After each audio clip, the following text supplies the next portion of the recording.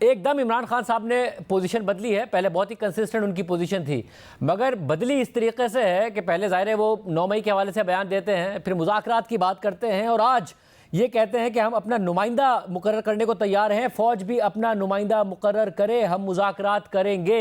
आपको लग रहा है ये सब एक तरफा ही हो रहा है कि इमरान खान साहब की तरफ से बयान आ रहे हैं, या कहीं ना कहीं बैकडोर कुछ ना कुछ हो रहा है जिसकी वजह से और जिसकी मुज़ाकरात का माहौल साजगार करने की वजह से इमरान खान साहब भी बयान दे रहे हैं?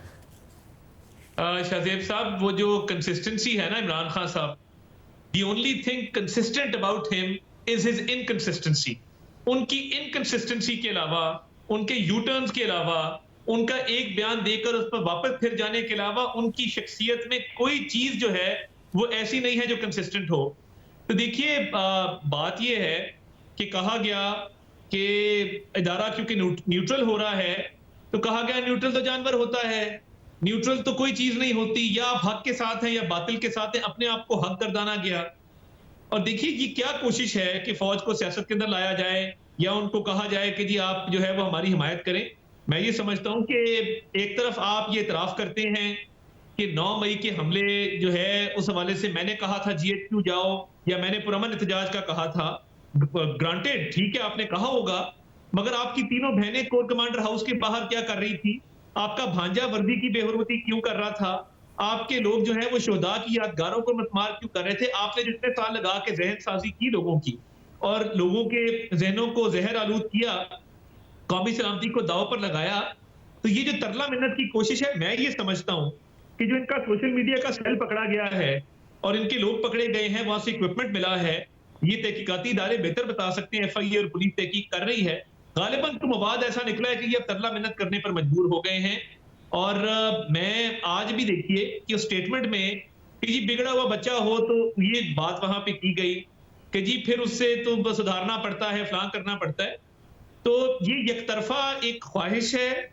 यकतरफा एक कोशिश है, मगर ये इनकंसिस्टेंट है, क्योंकि ये अभी भी 9 मई पर जो इनका स्टांस है वो कभी एक स्टांस आता है, कभी दूसरा स्टांस आता है। तो मैं समझता हूं कि आज जरा फ्लेक्सिबिलिटी इसमें भी है। जरा वो 9 मई के हवाले से जाएं, उन्होंने ये माना कि GHQ के बाहर मैंने कहा था एहतजाज का, मगर साथ में ये भी कहते हैं कि वायलेंस इसलिए हुआ क्योंकि पहले से इन्होंने प्लान कर लिया था कि वायलेंस होगा, इसकी जिम्मेदारी वो इस्टेब्लिशमेंट पर ही डाल रहे हैं। मगर अब ये भी कह रहे हैं कि 9 मई में अगर PTI का कोई भी बंदा मुलविस है तो उसे ज़रूर सज़ा दें। तो वो कह रहे हैं कि अगर कोई मुलविस है सज़ा दें, मगर साथ में कह रहे हैं कि हुकूमत का एक ही मकसद है कि PTI और फौज को लड़वा कर हमारी जमात ख़त्म करवा दें। तो आपको के जो हालिया इकदाम थे जिसमें आप पाबंदी का ऐलान कर रहे थे, ये उसकी वजह से ये रिएक्शन आ रहा है, या आप जो सोशल मीडिया वाली बात कर रहे हैं? क्योंकि रऊफ हसन साहब से किसी को क्या मिल जाना है, वो तो पहले ही खुद कह चुके कि अमेरिका से ऑपरेट होता है सारा का सारा मामला। तो देखिए, मैं ये समझता हूं कि बात ये है कि 9 मई के हमलों के हवाले से एक बाकायदा इजलास मुनक्कद हुआ, और वो इजलास किसने मुनक्कद किया? आपके सामने है कि शफकत महमूद साहब ने, शमशाम बुखारी साहब ने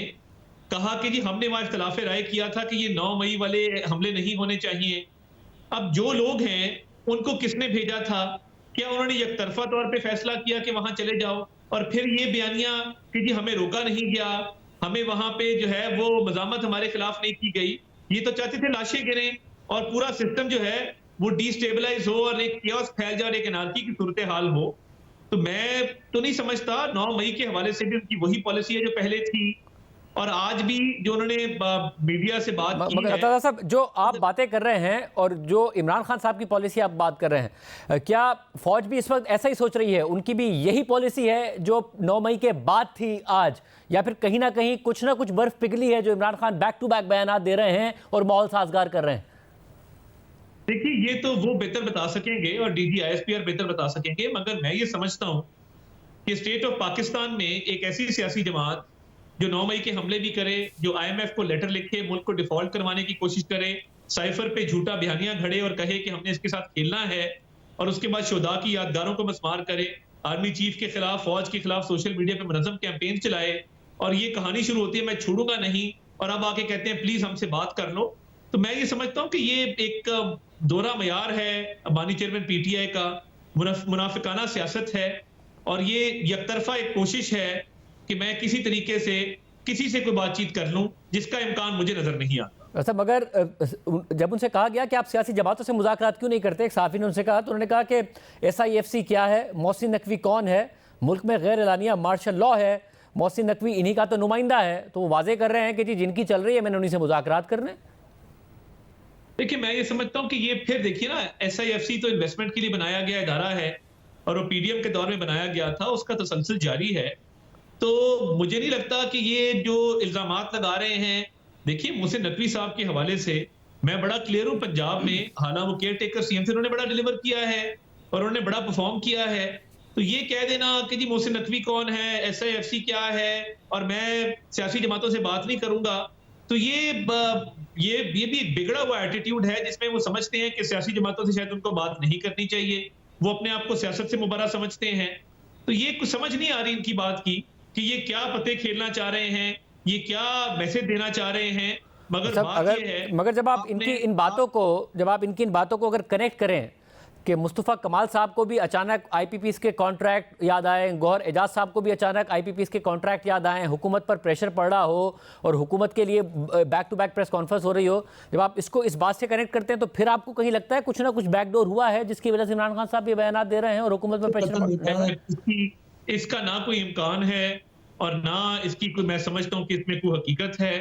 और एक शख्स जो मतलब 14 तक को ना बख्शे, जो लोगों की फैमिलीज तक को ना बख्शे, जो नफरत अंगेज कैंपेन्स को आज भी फंड कर रहा हो, स्पॉन्सर कर रहा हो, जहन साजी कर रहा हो, उसके एक दिन बयान देने से कि मेरे से बात कर लो, ना पिछले गुनाह धुलते हैं, ना वो माइंडसेट धुलता है, ना आगे जो उसके इरादे हैं उससे कोई महफूज है। तो ये आपके सामने है सारी सूरत हाल। और ये जो तरला मिन्नत का सिलसिला है, ये सिर्फ एक मजमूम कोशिश है लोगों को बेवकूफ बनाने की। और मैं नहीं समझता कि इस एक बयान से जो है इनका बयानिया बदलेगा या तर्ज अमल बदलेगा या ये कोई मुल्क की मोहब्बत में कोई इकदाम उठाएंगे। इनकी कल भी मुल्क दुश्मन पॉलिसी थी, ये मुल्क को डिफॉल्ट करवाना चाहते थे, खान नहीं तो पाकिस्तान नहीं, मैं ना इक़्तिदार में रहा तो खुदा ना खास्ता मुल्क के टुकड़े हो जाएंगे। ये वो जहन है जो समझता है कि ये खुदा ना खास्ता पाकिस्तान से बड़े हैं और इनकी पॉलिटिकल पार्टी पाकिस्तान से बड़ी है, ये कल्ट बड़ा है। मैं बता देना चाहता हूँ, पाकिस्तान से बड़ा ना कोई सियासी लीडर है, ना सियासी जमात है, ना कोई पॉलिटिकल कल्ट है। मतलब अगर ज़ाहिर एक तनकीद इमरान खान साहब पर ये होती रही कि जी बहुत वो ज़िद्दी हैं, वो ख़ुद बहुत ज़्यादा अग्रेसिव हुए हैं, 9 मई के बाद भी अपनी गलती मानने को तैयार नहीं है, गलती वो अभी भी नहीं मान रहे, मगर कम अज़ कम मुज़ाकरात के लिए काफ़ी स्टेप वो जब पीछे हटते हैं तो क्या दूसरी तरफ दबाव नहीं बढ़ेगा कि जी ये जो इल्ज़ाम था कि इमरान खान बड़े इनफ्लेक्सिबल हैं, वो तो फ्लेक्सिबल हो रहे हैं, तो क्या दूसरी तरफ दबाव नहीं बढ़ेगा फ्लेक्सिबल होने का? मैं नहीं समझता। और देखिए, क्या मुल्क की सालमियत के ऊपर फ्लेक्सिबिलिटी है, क्या मुल्क की इकोनॉमी की बेहतरी के हवाले से फ्लेक्सिबिलिटी है? जो इन्होंने जो माजी के अंदर जो इनके जराइम हैं, जो मुल्क के खिलाफ इनकी साजिशें हैं, जो मुल्क के खिलाफ इनका प्रोपेगेंडा है, जो मुल्क के खिलाफ इन्होंने इकदाम उठाए हैं, उस पर तो देखिए ना, कोई कॉम्प्रोमाइज ना होना चाहिए, ना हो सकता है। तो मैं ये समझता हूं कि ये जो बयान दिया है, ये फ्लेक्सिबिलिटी का पार्ट नहीं है, इनकंसिस्टेंसी का पार्ट है और एक मुनाफिकाना तर्ज अमल।